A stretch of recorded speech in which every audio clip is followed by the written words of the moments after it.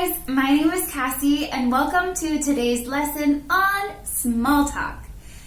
Before we dive in, I would like to encourage you to subscribe to our channel by clicking the button below. Okay, let's talk about small talk. What is small talk? Why is it important? And how do we do it effectively? Small talk is the beginnings of a conversation that we have with someone when we do not know them and they are in a close physical proximity to us, and it would be otherwise very, very awkward unless one of us said something. So small talk is basically that polite conversation that you make so that it's not awkward. That's what it is. But why do you want to do it? Well, we have a bunch of good reasons why we believe that you should initiate small talk. The first is because, well, good vibes. People love to be acknowledged, to be recognized. And if you initiate a conversation with someone, you are acknowledging their presence. So that's great. Secondly, you can make a new friend. And you can never have enough friends, so that's also awesome.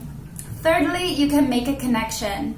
It's quite possible that you can meet someone who can help you with your career or who shares common interests as you. Possibly this person is also a runner or likes something else that you are interested in and can help you get immersed in the community by introducing you to different people you didn't previously know. Last but not least, we recommend that you initiate small talk because you can practice your English. I mean, that's a great way to begin to practice your English. Why? Small talk is a bite-sized conversation. So, you get to practice your English with a native speaker in a stress-free situation because you get to pick the topic if you initiate the conversation. And you know it's going to be relatively short. It's not a long talk. So, stress-free. Okay, that's what it is. Why to do it? How do we do it effectively? Well, we have 3 categories for you to follow in order to initiate the best small talk. The first one is the weather. This is probably the easiest and the simplest way to begin to initiate small talk. Some examples. Wow, it's so sunny and warm today. I love this weather. Or, I can't believe it's raining. I didn't bring my umbrella. Or, can you believe it snowed today? It's the middle of March. All of these are great examples of how to begin to initiate small talk. Now, you might be thinking, okay, but Cassie, when I speak about the weather in my own native language, it's pretty boring. Is it magically not boring in English? And the answer is no. It's also boring in English. But if you're just getting started and you feel nervous or anxious when you're about to say something, but you are determined to get started anyway, the weather is a great place to start. Great place. The second category that we recommend that you follow if you are looking to get started in initiating small talk is your physical location. And I really mean your physical location. This is probably one of my favorite small talk categories because it's always changing and so it's always interesting. Your questions or your observations are related to where you physically are. So for example, if you are in a park, you can say, wow, this park is so beautiful. I love that the city provides spaces like this for us. Do you come here often? Or if you're in line at a coffee shop and you make eye contact with the person in front of you or behind you. You can say, "This is my first time at this coffee shop. Is there something you like here that's really great and you recommend?" By including an observational statement, such as the park or the coffee shop, and following it with a question, you're inviting the other person to participate in the conversation with you. So it changes from a monologue to a dialogue, which is exactly what we want when we're doing small talk. Some more examples regarding physical location can be at a grocery store, a post office, a office building, the gym, a bar, a cafe, a restaurant, a bus stop, a train, a metro. The list is forever and infinite because we are always in a location, so you always have something to relate to. The third topic or category that we have for you is clothes and personal appearance. The first way you can dive on into this one is by offering a compliment. Everyone loves compliments. We feel good when we give them, and we feel good when we get them. So it's a win-win. This is really easy. You can say, "I like your earrings," or "I like your shoes," or "I think you have great style." All of these are perfect compliments. Additionally, people generally love to talk about themselves.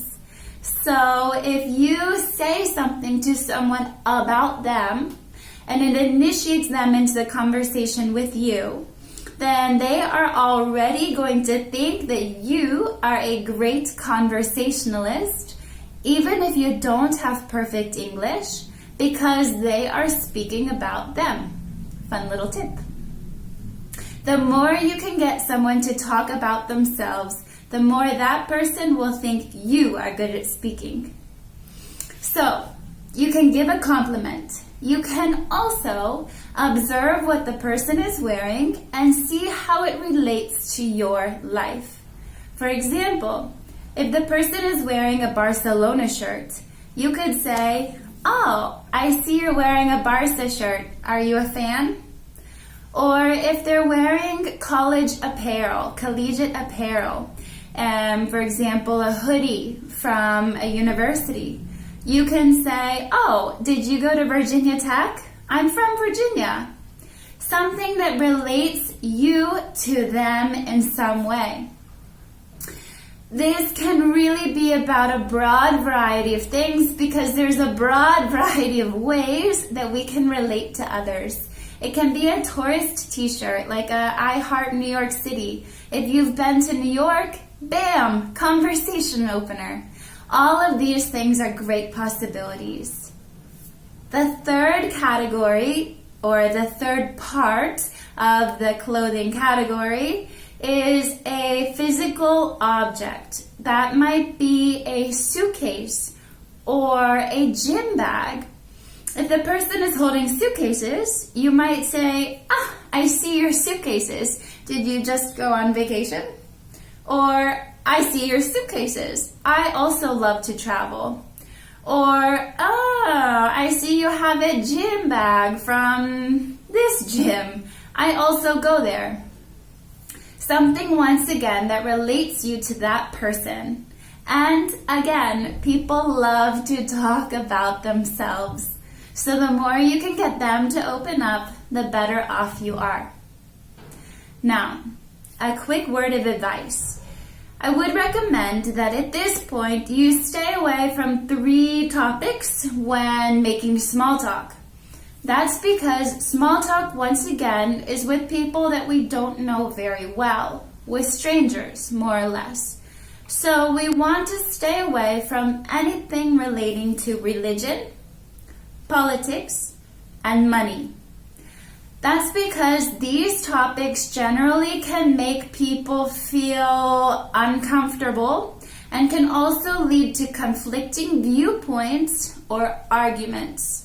And for small talk, we want to be creating positive vibes, not negative vibes. So let's just stay away from those 3 topics and save them for people you have a closer relationship with. Okay, let's recap. What is small talk? Small talk is the snack that we make when we are trying to initiate a conversation with other people. That snack-sized conversation. It's with someone we don't know very well when we are in close physical proximity. We do it because we can make a business connection, we can meet a neighbor, we can make a friend, we can meet someone who has a shared common interest, but most importantly, we can practice our English. And how do we initiate small talk? We follow 3 categories: the weather, our physical location, and clothing and personal appearance. I hope that you found this video to be very useful, and once again I encourage you to subscribe to our channel. If this video was useful, give it a thumbs up. I would greatly appreciate it. And more importantly, when you practice small talk this week, drop us a comment below and tell us how it went. Were you successful? Was your conversation just flowing? What happened? We would love to know. Before you go, we also have a free, let me repeat, free 7-day video course that you can find more details about below. So check that out. Until next time, I'm Cassie. See you later. Bye.